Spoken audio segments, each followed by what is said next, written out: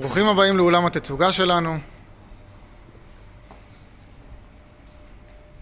אנחנו נדבר בעצם על דגם של ברוקינג, נקרא רויאל, אחד הגרילים היותר מעניינים למרפסות, גם מבחינת איכות החומרים וגם מבחינת איכות הצביעה. בעצם אנחנו נהיים פה משלושה מעברי נירוסטה 304, מגני מעברים מנירוסטה,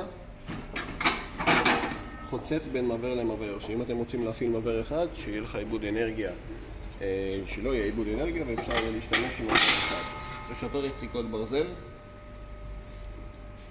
נכון מאוד מאוד נחמד, זה רשת עליונה מאוד מאוד גדולה. אפשר לשים פה נתחים, חמגשיות, ירקות בצורה מושלמת לצלע איטית. האמבטיה והמכסה מיציקת אלומיניום, לא יכול להחליד, לא קורה לו שום דבר, גוף מסיבי עם lifetime warranty על הקוקבוקס. יש לנו בעצם שני מהלכים מרכזיים בצורה כזאתי.